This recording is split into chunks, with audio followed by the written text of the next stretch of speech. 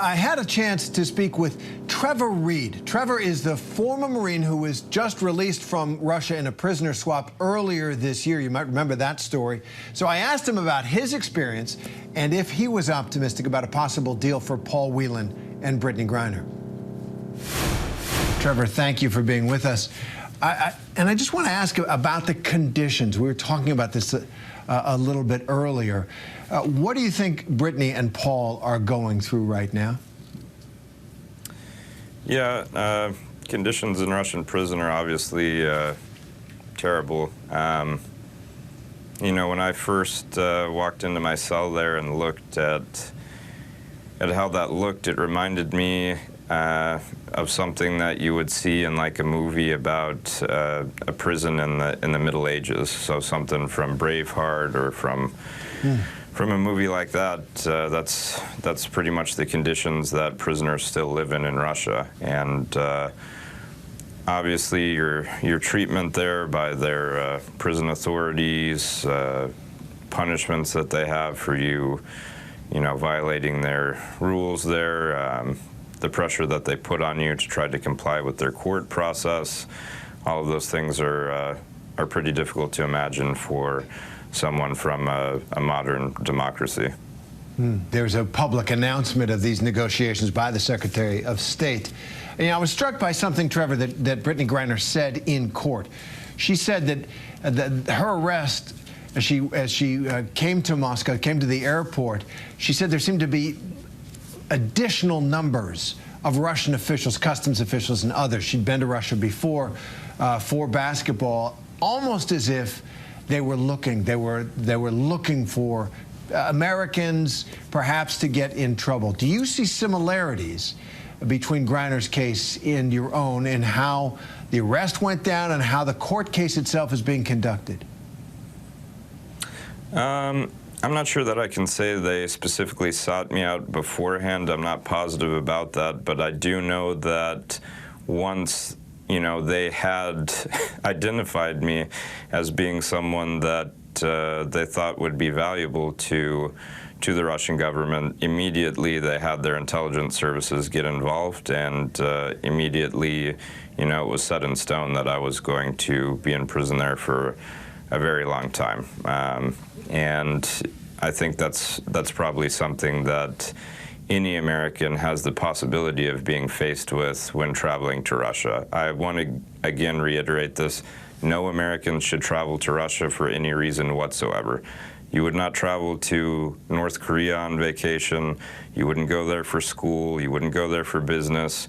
Russia is no different than North Korea now. They have a bigger army. They have more nuclear weapons, but besides that, the regime is quickly turning into basically the same thing.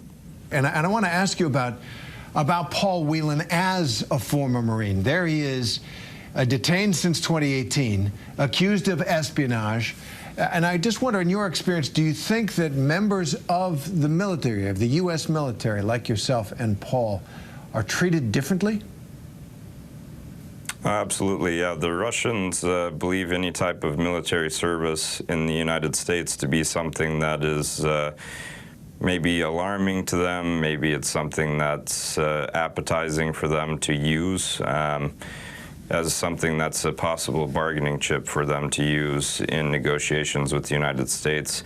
Your military service makes you immediately a target in Russia. In Russia, they have conscription, and they view, you know, anyone who serves in the United States military as being basically like a fanatic, because Russians can't understand someone wanting to volunteer to serve in their military, wanting to serve their government. And if you served the United States government, they have a view of you, you know, differently than what Americans would view veterans or military service members. So to them, you're someone who is highly valuable, that they can use, someone that they can extort the United States for. So yeah, there's definitely a difference there.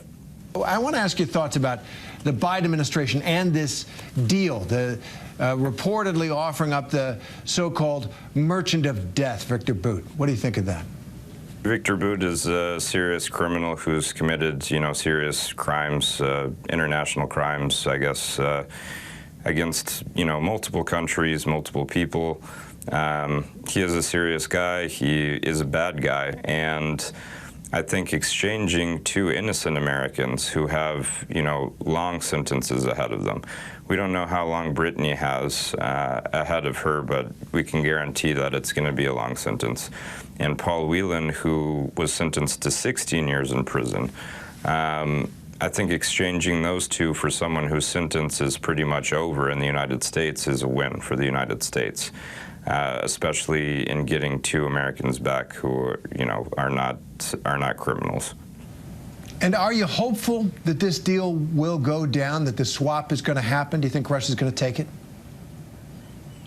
I seriously hope they do. I think that they would be fools not to take a deal like this. I think that it's a win-win for both sides. I can't see why they would refuse to do that, except to play games with the United States or to put more pressure on the United States. But I'm, extremely optimistic. I'm cautiously optimistic. And Trevor, how are you doing? I mean, you're talking about this in public right now and trying to help us understand what Brittney and Paul are going through. How are you doing? I'm doing well. Yeah, I've been improving every day. When I first came back, I was there at the hospital in San Antonio for a little while, receiving medical treatment and having some tests done. And after that, I went through a sort of reintegration process there with the Army. And I think that was extremely helpful. I hope that both Paul and Brittney decide to go through that as well. And I've been just taking it one day at a time here and feeling better every day.